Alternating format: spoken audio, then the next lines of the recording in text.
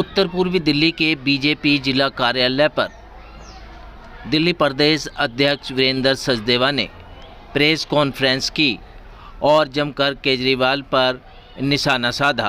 दोस्तों नमस्कार, आज की प्रेस वार्ता में आपका स्वागत है। दिल्ली एक ज्वलनशील मुद्दे के तहत उबल रही है। इसके डिटेल के लिए हम चाहेंगे हमारे सांसद मनोज तिवारी जी और हमारे प्रदेश अध्यक्ष जो स्वयं यहाँ स्पेशल प्रेस वार्ता के लिए आए हैं, वीरेंद्र सचदेवा जी, प्रेस वार्ता को संबोधित करें।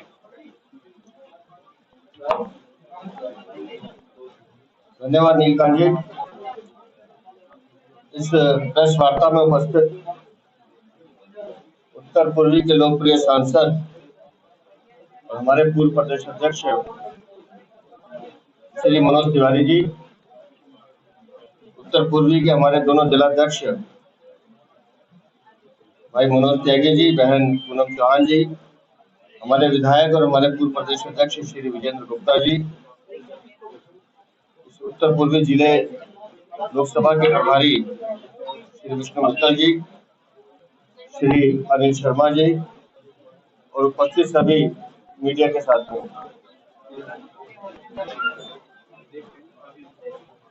हमारी दिल्ली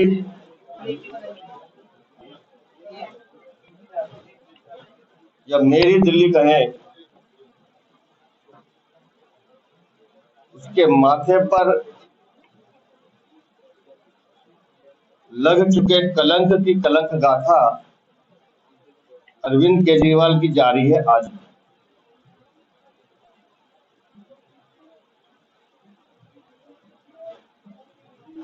हम शराब से शीश महल तक के सफर की उनकी जानकारी तो देते रहे।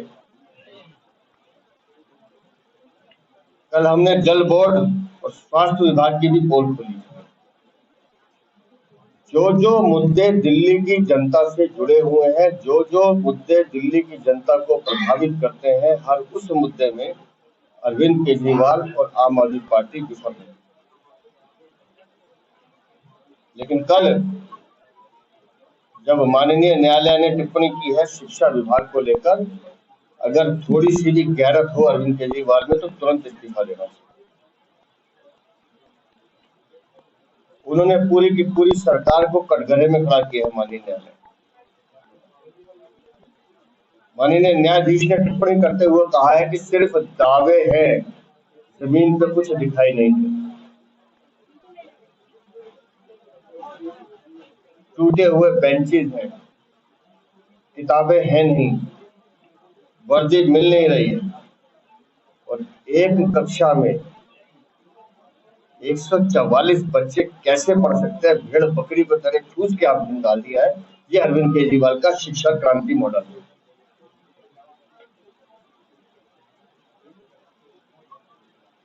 स्कूल में एडमिशन प्रारंभ हो चुके हैं, लेकिन आज तक ईडब्ल्यूएस का कोटा नहीं खुला है। अभिभावक परेशान होकर घूम रहे हैं कि हम कहाँ जाएं। लेकिन अरविंद केजरीवाल जो खुद जेल में है, अपने अहंकार की पूर्ति के लिए मैं खुद तो काम करूंगा नहीं, लेकिन दूसरों को भी काम नहीं करने दूंगा। पूरी की पूरी शिक्षा व्यवस्था नहीं, पूरी की पूरी दिल्ली सरकार इस समय चौपट हुई पड़ी। काम करने की किसी की नीयत नहीं है, पैसा कैसे कमाना है उसकी तरफ ध्यान जाता है, भ्रष्टाचार कैसे कर सकते हैं। और शिक्षा व्यवस्था में भी भ्रष्टाचार का खुलासा हम लोग पहले भी करते रहे, मनोज भाई भी बता चुके हैं कि 7,000 से ज्यादा कमरों पर टेंडर होता है, 4,126 कमरे बनते हैं, उसमें भी बाथरूम को शिक्षा का कमरा दिखा दिया जाता है। बार बार ठेकेदारों के पैसे बढ़ाए जाते हैं। लेकिन कल जो माननीय न्यायालय ने टिप्पणी की है, ये किसी भी गैरतमंद आदमी के लिए शर्म से डूब मरने की बात। लेकिन मैं हैरान हूं कि बेशर्मी की ये सरकार इनके कानों पर जू नहीं रहेंगी। निर्लज्जता से एक ही बात को बार बार होना, बस।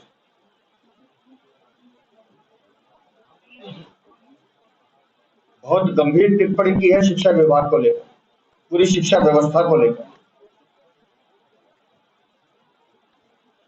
और मैं आप सबके माध्यम से मांग करता हूं, अरविंद केजरीवाल को तुरंत इस्तीफा देना चाहिए और इस पूरे जो शिक्षा विभाग है, जो भी पूरी शिक्षा व्यवस्था है, इस पूरे घोटाले की जांच होनी चाहिए कि क्या कारण है कि एक ही कमरे में 144 बच्चे बैठने को मिलते।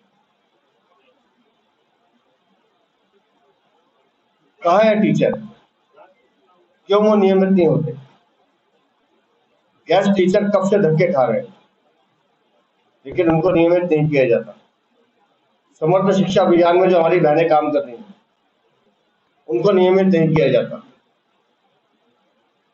लेकिन स्कूलों में एसएमसी बनाकर अपने गुंडों को डालने का काम अरविंद केजरीवाल ने किया, उनकी शिक्षा मंत्री ने किया।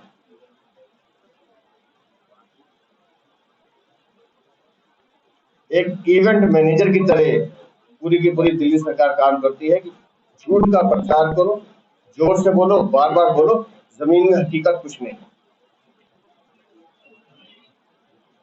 मैं पुनः इस बात को दोहराता हूं कि माननीय न्यायालय ने जो टिप्पणी की है, उसका तुरंत माननीय उपराज्यपाल भी संज्ञान लें और तुरंत इस शिक्षा व्यवस्था को सुधारने के लिए तुरंत कार्रवाई करें।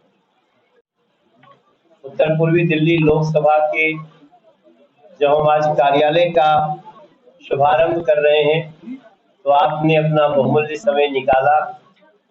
आपको हम अपनी पूरी लोकसभा की तरफ से, अपने प्रदेश अध्यक्ष जी को, अपने दोनों जिला अध्यक्षों के तरफ से, पूनम चौहान, मनोज त्यागी, और अपने सभी जो यहाँ की व्यवस्था देख रहे हैं प्रभारी के रूप में विष्णु मित्तल जी की तरफ से, विजेंद्र गुप्ता जी की तरफ से, और हमारे अनिल शर्मा जी जिला प्रभारी, हम आप सबके तरफ से आपका धन्यवाद, आपने इसमें समय निकाला।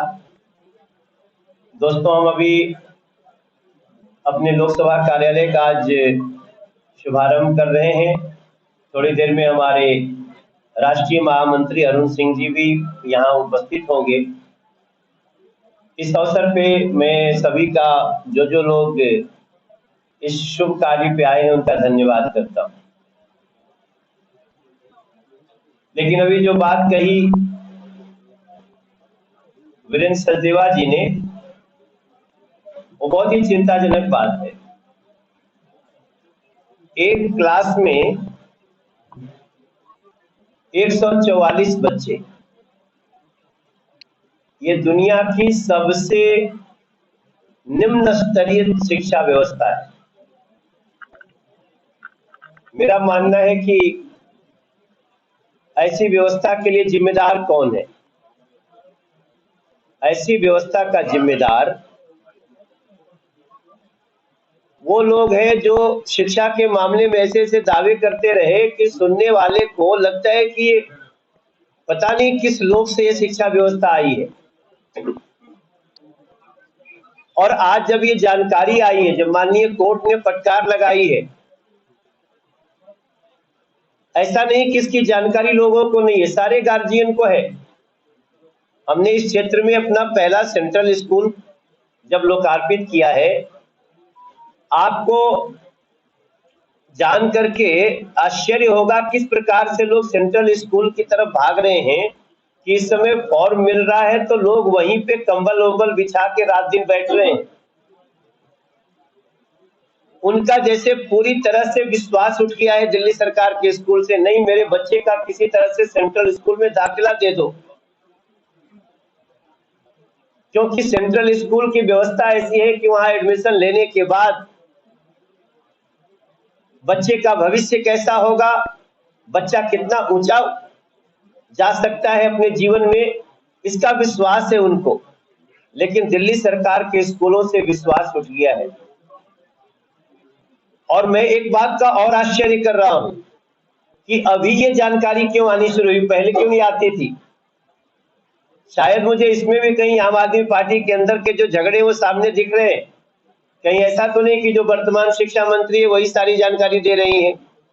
अब तक इसको छुपाया जाता था, इस पर इससे भी इनकार नहीं किया जा सकता, क्योंकि वो जेल जाते जाते जब वो जा रहे थे तो कह रहे थे कि आतिशी को भी अंदर ले आना चाहिए, क्योंकि ये तो इसी से वो अब जो अपराधी, एक बड़ा अपराधी है शराब घोटाले कांड में, इन्हीं से इन्हीं को रिपोर्ट करता था। तो क्या उसी गुस्से में तो नहीं आतिशी जी ने ये सारी जानकारियां देनी शुरू की हैं, क्योंकि कल शिक्षा मंत्रालय के अधिकारियों ने कहा है कि हाँ ये गलती हमसे हुई है। इसके पहले तो कहते भी नहीं थे, पहली बार वो कहे हैं कि हाँ अब हम जल्दी से बच्चों को और जगह शिफ्ट करेंगे। कहाँ शिफ्ट करेंगे? बरगद के पेड़ के नीचे? कहाँ शिफ्ट करेंगे? हम लोग सुनते हैं कि हमारे देश में लोग पेड़ के नीचे पढ़ करके, पीपल के पेड़ के नीचे, बरगद के पेड़ के नीचे आए, तो क्या दिल्ली की शिक्षा व्यवस्था इसीलिए आई थी कि आप आज एक दिन में अब कहाँ शिफ्ट कर देंगे? इस तरह की झूठी बातों का, इस तरह की जो निम्न स्तरीय शिक्षा व्यवस्था है, इसके लिए दोषी वो है जो इस समय जेल में जाके भी शायद अट्टहासी कर रहे होंगे। तो मेरा आज की जो जानकारी है, जो कोर्ट ने फटकार लगाई है, हमें इसको गली गली तक लेके जाना है, क्योंकि ये जो इनके दिखाने के दांत कुछ और है और खाने के दांत कुछ और है दिल्ली सरकार के, और इस नाते हम उनकी घोर निंदा भी करते हैं। और दिल्ली के बच्चों का भविष्य कैसे सुधरे, उसके लिए अब जरूरी है कि इसमें कोई कड़ा कदम उठाना चाहिए। हम ऐसे भ्रष्ट लोगों के जिम्मे दिल्ली की शिक्षा व्यवस्था को नहीं छोड़ सकते। तो हम इसके लिए अपने प्रदेश के अध्यक्ष के साथ हम नागरिकों का भी आह्वान करते हैं कि आइए ऐसे लोगों को सबक सिखाते हैं और अपने बच्चों का भविष्य बचाते हैं। आज हमारे कार्यालय के उद्घाटन में इस अवसर पे ये प्रेस कॉन्फ्रेंस हो रही है। प्रेस के प्रत्येक सदस्य का, मीडिया हाउस का मैं इस अवसर पर जिला हमारे लोकसभा कार्यालय तक आने के लिए बहुत धन्यवाद।